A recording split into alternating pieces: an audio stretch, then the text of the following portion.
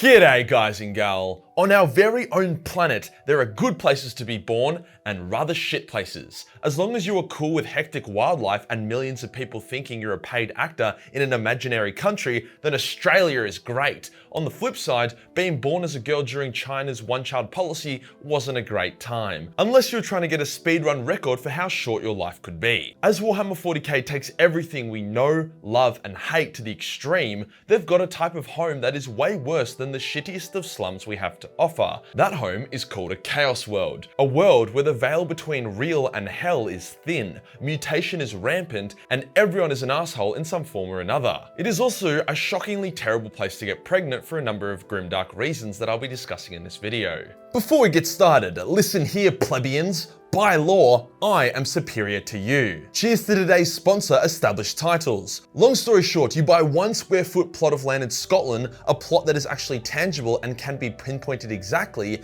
and by traditional and legitimate technicality, this makes you a lord. Why do you want to be a lord? I mean, should I even have to explain that? It's not just a novelty. You will be able to put the title of lord on various documents, such as credit cards, boarding passes, and even dating apps. To add even more sugar to the pot, via Established Titles partners, One Tree Planted and Trees for the Future, every order will equal 1 tree planted. So to become better than your fellow man and help save the planet, use my link below for 10% off. But wait, there's more. The first 200 people to use my link will have their plots put next to mine, meaning we're creating our very own Majorkill kingdom. This would make a great gift, or just hog the glory to yourself. That's what I did. Cheers to Established Titles for sponsoring this video. Today we'll go over what life is like on a chaos world, ranging from worlds under chaotic occupation, but not yet a hellhole, all the way to the demon worlds within the Eye of Terror. Let's get into it. When people say that the Imperium are the good guys, they don't mean they're actually good. It's more just relative to the other shit in the galaxy. For example, a hive city is like a mega city slum on steroids, but it's still a hell of a lot better than most chaos worlds. Looking at the first type, we have worlds that have come under chaotic occupation. These aren't too terrible unless the occupying force belongs to Khorne, in which case it won't be an occupation but rather an annihilation, or Nurgle, who will spread mega AIDS juice throughout the world faster than a coked up hooker spreads her legs. But let's just say for the slower acting Slaanesh or Titsnitch, or the more practical Black Legion, you won't get clobbered or zombified too quickly. The occupying force will begin focusing on shoring up its defenses in preparation for Imperial retaliation.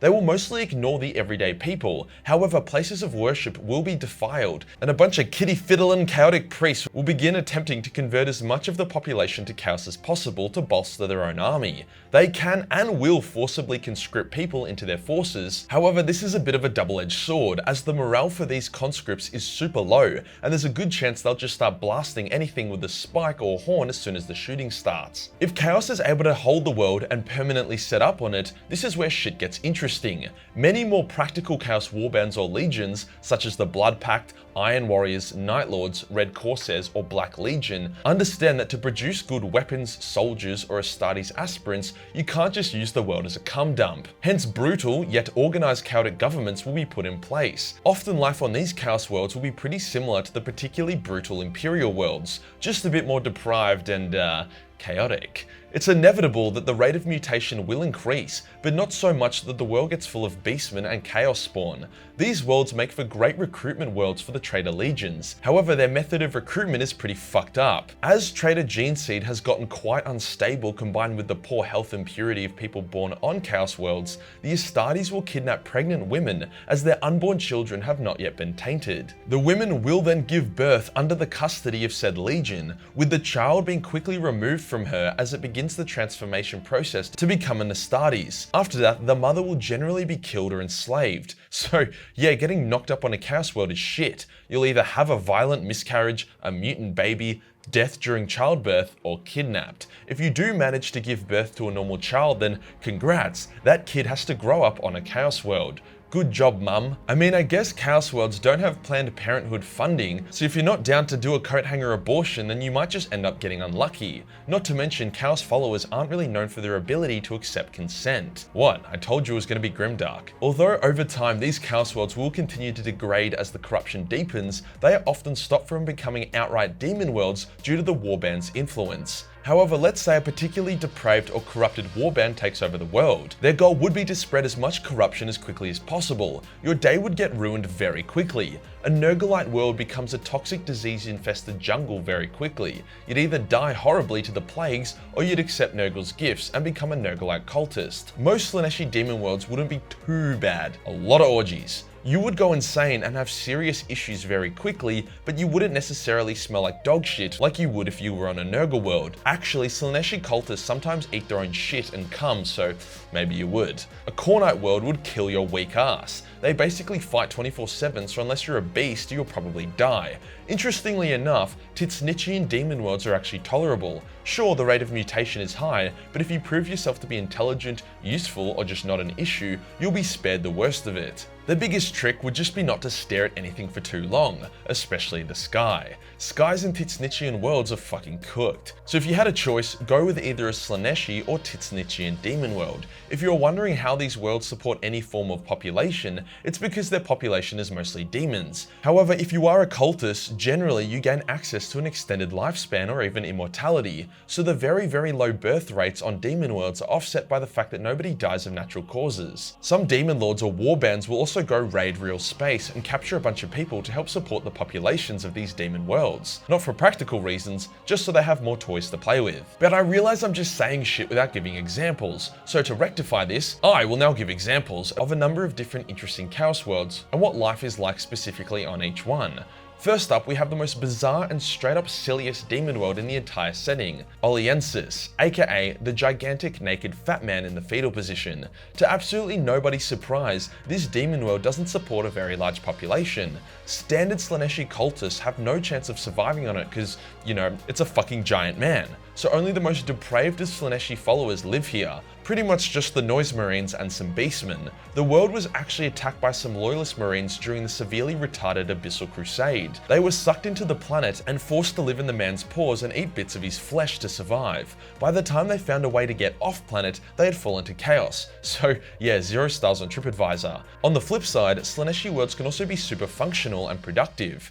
There's one ruled by a demon prince, or princess I guess because it's a chick, that has sprawling heavily populated cities that are very impressive. Sure, there's a lot of disgusting shit that happens and productivity isn't super high, but they have functional mines in which slaves harvest ore for them, as well as a police force to make sure that all the pleasure cultists that run around humping everything don't get too out of hand. The slaves come from all alien races, orcs, humans, ogrins, even unidentified eldritch horrors that they hit with shock buttons to get them to mine with their claws. At the other end of the spectrum, many of the worlds within the Maelstrom are surprisingly chill. When the Night Lords visited one such world for ship repairs, their mortal crew members were able to explore, communicate with people, and even trade. It was a lot more like a lawless Wild West town rather than a fucked up chaotic shitfest.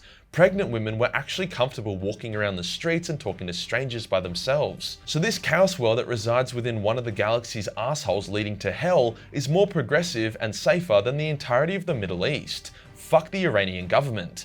I mean, to be fair, that pregnant woman did end up getting kidnapped, her child stolen to become a Night Lord, then she was placed in forced servitude before eventually dying horrifically, but that's besides the point. As I mentioned earlier, the Red Corsairs like to keep their worlds functional so that they can recruit and rearm from them. You can't really repair your ship if all your mechanics turn into Chaos Spawn or keep trying to fuck themselves. The Iron Warriors world of Castellax was pretty horrifying, but not because of chaos. The Iron Warriors like to keep chaos at bay, wielding it as a tool or weapon rather than letting it dominate them. So whilst the people living on Castellax aren't getting sodomized by demons on the daily, their overlords are the Iron Warriors, and the Iron Warriors are massive fucking assholes. Essentially, they are worked to death. When they die, their bodies are turned into rations for the other workers to eat until they too die. When the world was invaded by orcs, most of these menials were chained together to form a front line. They were then given a las rifle and not much else. Yeah, needless to say, the population of Castellax dropped sharply very quickly. But like I said, this is more the Iron Warriors being dicks rather than chaos causing issues though. The Iron Warriors' homeworld of Medrengard is similar. Slaves are worked to death. However, anyone with the will or balls to rise above it will actually enjoy a pretty cool warrior-like culture. Astarte warsmiths will build fortresses and basically play war games against each other to see whose fortress is the best. I use the word games here, but their slaves and lowly warriors will actually fight and die. What about a Kornite world? Well, there actually is some range and diversity here. Obviously, many of them are full of red skies, oceans of blood, shitloads of gladiatorial arenas, and constant infighting. I mean, one such world's supreme lord was actually a demon dragon. However, then there is the Blood Pact worlds. The Blood Pact are Kornite followers, that isn't in doubt. However, they are extremely disciplined, cool-headed, and efficient. They focus on Khorne's pursuit of martial prowess and effective battle, rather than the classic Autismo rageful sen that the rest do. As such, their worlds are productive, populated, and ordered. The Blood Pact are actually really cool, and even venerate the Emperor as a warp god that is just a bit misguided. To be honest, I'll give them their own video because they make for a very compelling and interesting Chaos faction. Titch-snitch planets are quite nice, as demon worlds go. The planet of Kusal is very aesthetically pleasing. Everyone is hot, the architecture is nice, and there's plants and shit. They have fully functioning governments and can even trade with outsiders. However, there is like 500 catches and everyone who lives there is fucking weird. Nobody leaves home without an intricate mask, nobody speaks with their mouths, everyone loves music, and there's a great sense of wrongness about the people. If you visit the world uninvited, they will just enslave you. The sorcerers on Kusal make exceptional navigators for Chaos warbands, even though they don't have the navigator mutation. Overall, a very highly valued Chaos world that various warbands trade with. Nurglite worlds are probably the most boring and samey. Not much to add to what I said earlier. Jungles and swamps full of fleshy, disgusting flora and fauna. Blissfully ignorant cultists enjoying the land as if it was a paradise, whilst their flesh melts off their bodies and flies breed from their orifices. You could argue that they are technically the nicest of all demon worlds if you are a Nurglite demon or cultist, as there is no infighting, debauchery, or scheming, just a bunch of happy people playing in their own shit. So overall, demon or chaos worlds generally fucking suck, but not necessarily as much as you might think, while some of them are even more pleasant than the average imperial world. If you enjoyed the video and you want to support the channel, then Patreon is the place to be, where there is an absolute bounty of nude cosplay photos, as well as a boatload of Battle Mace 40 million hentai. Hit the subscribe button and hit the real subscribe button for more chaotic content. Join the Discord for more memes, and I'll see you in the next one. Peace.